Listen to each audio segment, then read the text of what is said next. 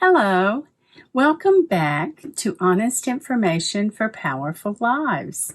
Today we're going to talk about discussions and how those should work because I want to do a series on America. America is in decline right now.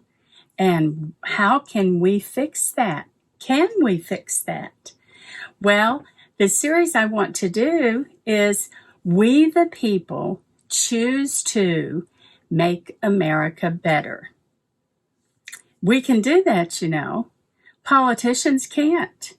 Oh, they can make laws and they can holler about a lot of stuff and they can try to buy our vote for them so that they can stay in power. They can try to promise the moon and the stars thinking that we will keep them in power. But who really changes America? We do. By what we are and who we are.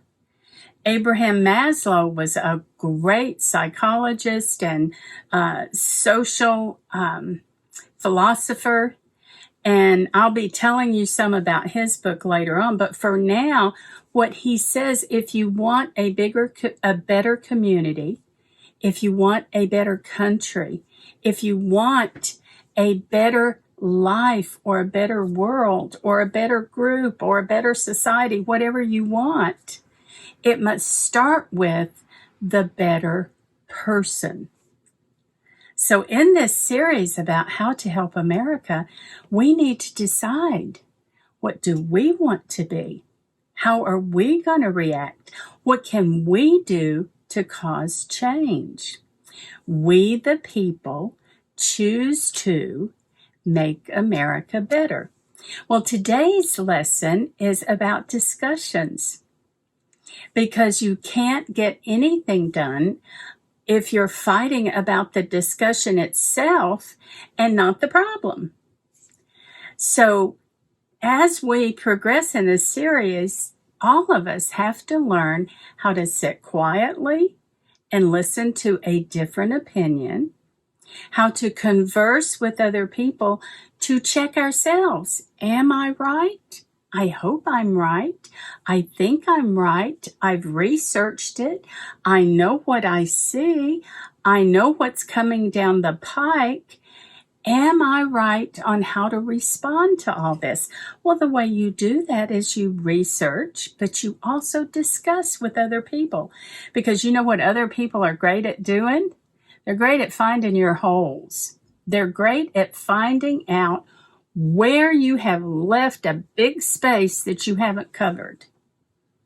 And it's hard to talk about that. It's hard to talk to them or for them to talk to you when you say, hey, you didn't include this and that's a big part of the problem.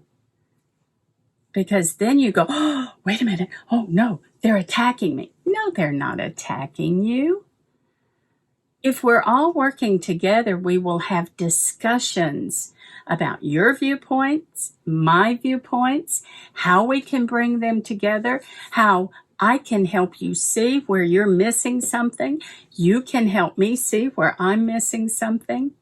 And hopefully, the more we discuss it, the more we get together. And then we say, wow, together, we have a big solution now that's actually going to cause change.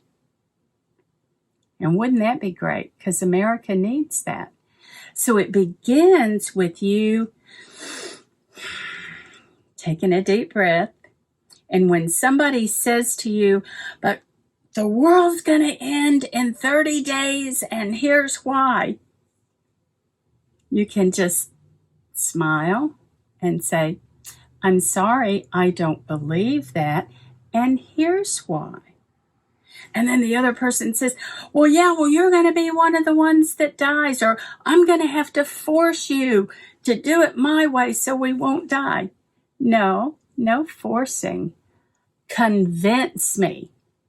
Convince me that you have the truth.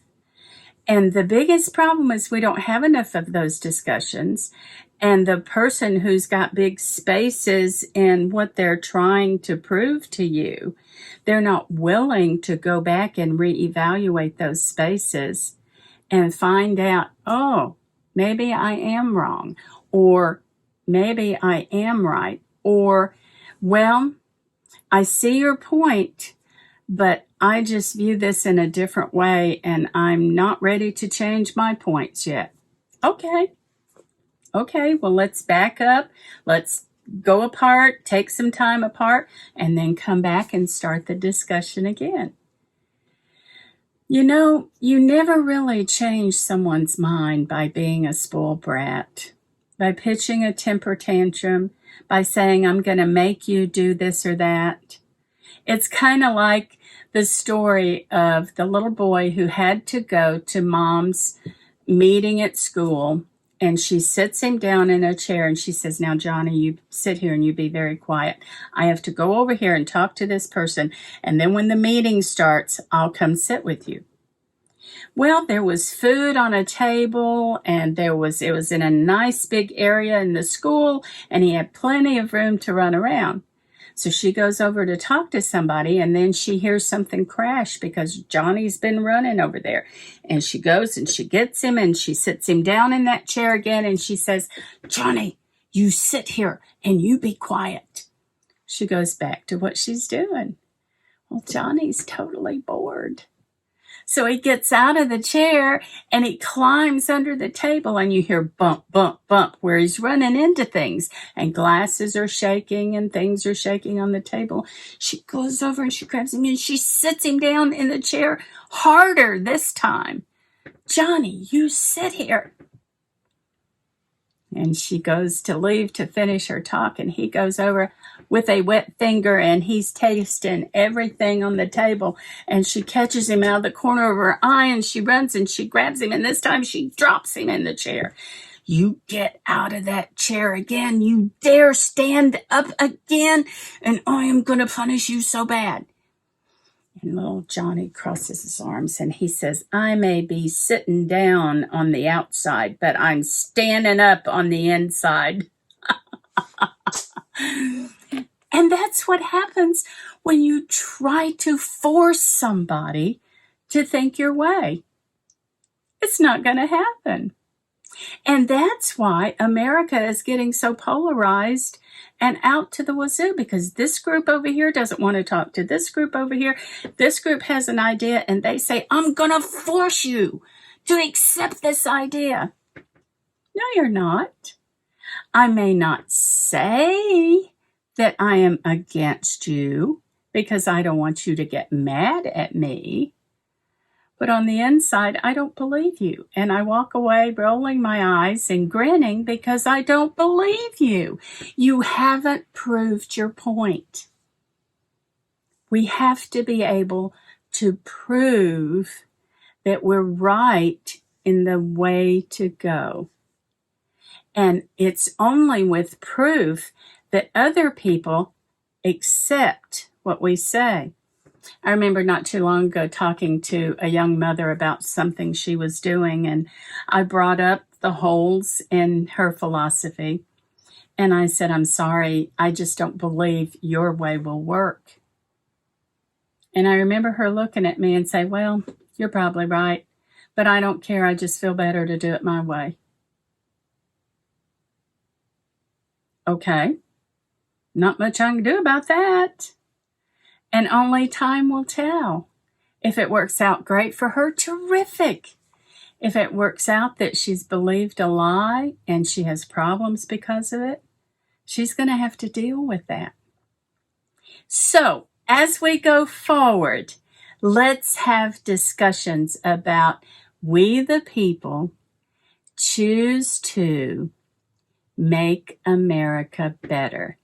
I hope you'll join me back here for this full series. We're going to have a lot of fun. And God bless you. And when you subscribe to this channel, and you can find me on DebbieJansen.com or on Facebook or most of the other social media. You can also listen to my spiritual podcast, Minutes of Faith. It's on Spotify and Apple and all those little places that you listen to. So come join me. We'll have a lot of fun.